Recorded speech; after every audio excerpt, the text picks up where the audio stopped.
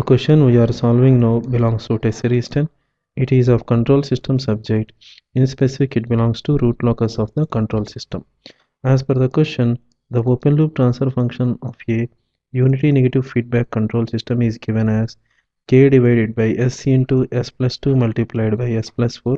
It is given that root locus of this control system is intersects with imaginary axis for a particular value of k, and it is also given that k is greater than 0. When root locus intersects with the imaginary axis, we need to find the frequency of oscillations in the output of the control system. For finding the frequency of oscillation in the output of the control system, first we need to perform the Routh analysis. For performing the Routh analysis, the characteristic equation is required, which can be obtained as 1 plus g of s multiplied by h of s is equal to 0. That can be written as s cube plus 6x square plus 8s plus k is equal to 0. And let us form the Routh array, and upon forming the Routh array, we see that the entries are as shown. The first row has entries as 1 and 8. The second row has entries as 6 and k. And the entry at the point marked can be obtained as 6 multiplied by 8, that is 48, minus k multiplied by 1, that is minus k, divided by 6. And entry at the point marked can be obtained as k.